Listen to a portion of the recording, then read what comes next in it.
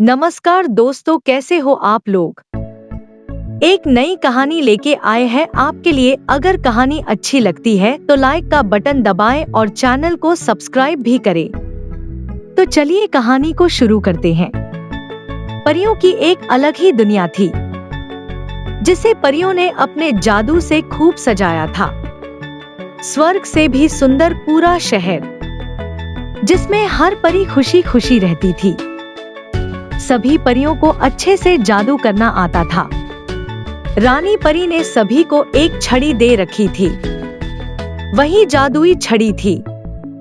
इसी छड़ी के जादू से ये पूरी दुनिया बसाई थी। पृथ्वी पर हर इंसान एक बार इस दुनिया में जाना चाहता था, लेकिन ये किसी के बस की बात नहीं थी। रानी परी की एक छोटी सी बेटी थी, खुशबू। वह पूरे दिन परीलोक में उड़ती रहती थी। खुशबू के पास एक छोटी सी छड़ी थी, जिसे वह जब भी ऊपर करके कहती, मुझे आसमान में ले चलो, तो वह आसमान में पहुंच जाती थी। ऊपर से देखने पर परीलोक बहुत सुंदर नजर आता था। एक दिन खुशबू उड़ रही थी। तभी वह उड़ते उड़ते अचानक बादलों से ऊपर पहुंच जाती है। उसे नीचे का कुछ भी दिखाई नहीं दे रहा था। नीचे उसे केवल बादल ही नजर आ रहे थे। कुछ देर बाद जब वह नीचे की ओर आती है तो देखती है, वह परीलोक से पृथ्वी की ओर आ चुकी है। खुशबू बहुत डर जाती है। वह वापस परीलोक जाने के लिए मुड़ती है। तभी वह एक पक्षी से टकरा जाती है। टक्कर होने के कारण उसके हाथ से छड़ी छूटकर नीचे गिर जाती है।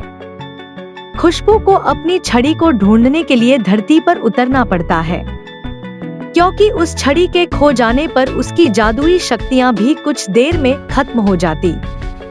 खुशबू जब नीचे आती है तो वहां एक जंगल था। खुशबू बहुत डर जाती है। वह एक घास के मैदान में जाकर अपनी छड़ी ढूंढने लगती है, लेकिन बहुत देर ढूंढने के बाद भी जब छड़ी नहीं मिलती तब वह रोने लगती है। दूसरी ओर खुशबू के न मिलने पर रानी परी बहुत चिंतित हो जाती है। वह अपने सिपाहियों को उसे ढूंढने के लिए भेजती है। खुशबू परी की रोने की आवाज सुनकर पास ही एक घर में एक लकड़हारे की पत्नी जाग जाती है।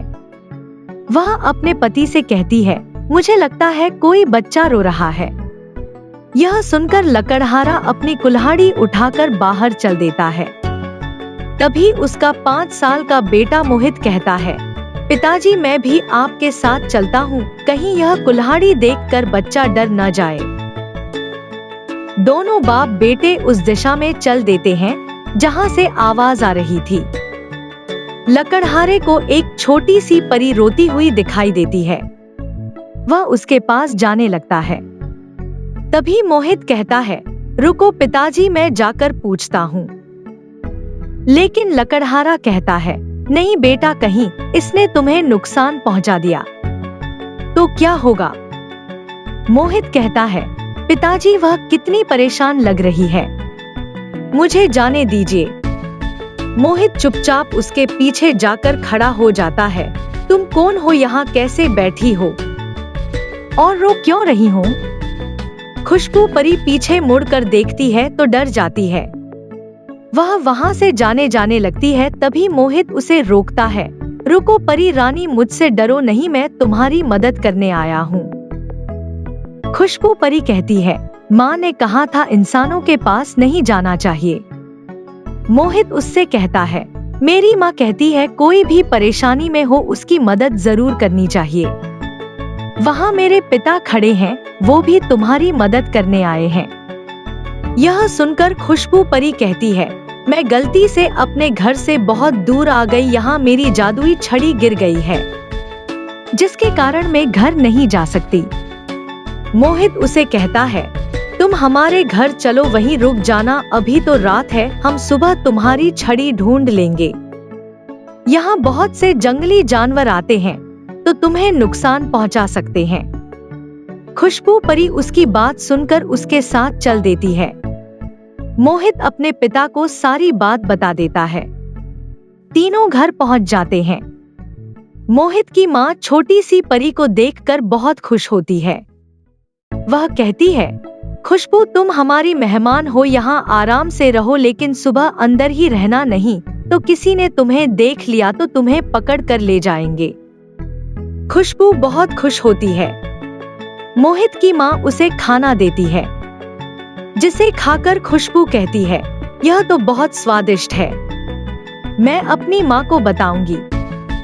अगले दिन सूरज निकलते ही मोहित अपने पिता के साथ छड़ी को ढूंढने निकल पड़ते हैं, लेकिन बहुत ढूंढने के बाद भी उन्हें छड़ी नहीं मिलती। शाम को दोनों थक हार कर घर आ जाते हैं। खुशबू यह सुनकर बहुत उदास हो जाती है। उसे अपनी माँ की याद आ रही थी। वह रोने लगती है। मोहित और उसकी माँ उसे चुप कराते हैं। अगले दिन दोनों बाप बेटे फिर से नई जगह छड़ी ढूंढने जाते हैं। जब उन्हें कहीं भी छड़ी नहीं मिलती तो वे अपने घर के लिए खाने का सामान लेने बाजार में जाते हैं।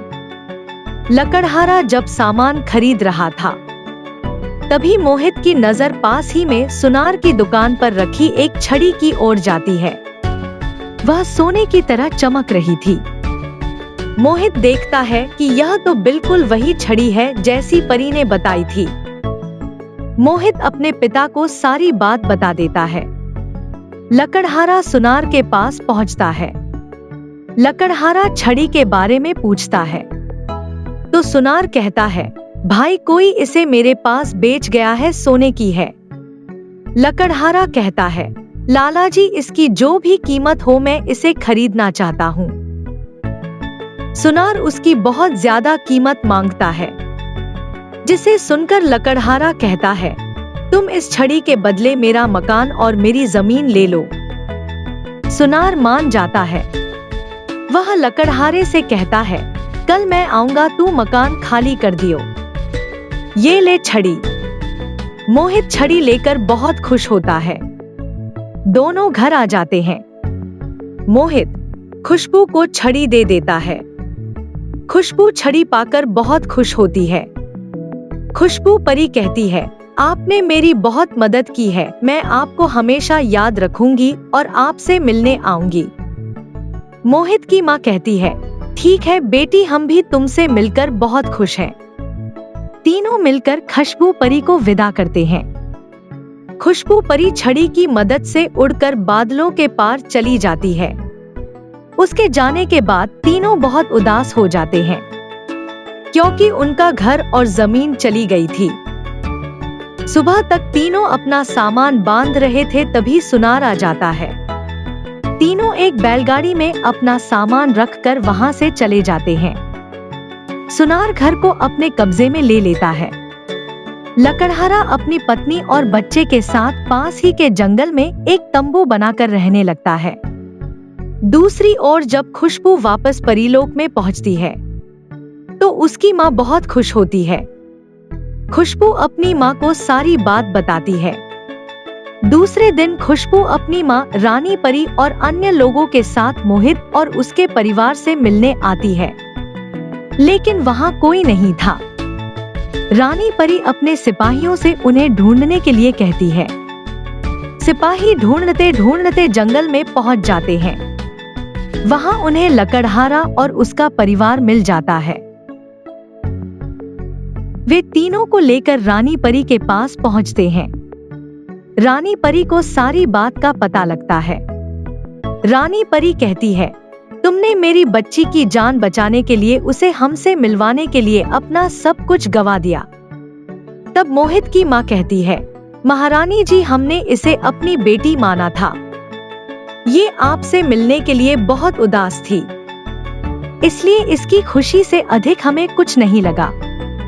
रानी परी अपने सिपाहियों को भेजकर सुनार को छड़ी से दुगना सोना भेजकर मकान और जमीन छुड़वा लेती है। मोहित और उसके परिवार को वापस अपना घर मिल जाता है। जब वे घर के अंदर जाते हैं तो उनके घर में सोने चांदी का भंडार लगा हुआ था। रानी परी कहती है, ये खजाना कभी खाली नहीं होगा। मोहित की माँ ने कहा, ये सब हमने किसी लालच में नहीं किया था। रानी परी बोली, ये मैं अपनी खुशी से दे रही हूँ, और हाँ, हम तुमसे मिलने आते रहेंगे। अब हमें जाना होगा। रानी परी खुशबू को लेकर चली जाती है। मोहित और उसका परिवार बहुत मजे से रहने लगते हैं। कहानी खत्म हुई। तो बच्चों, कहानी कैसी लगी हमें कमेंट करके जरूर बताएं। साथ ही वीडियो को लाइक करें और चैनल को सब्सक्राइब करें। कहानी देखने के लिए आपका धन्यवाद।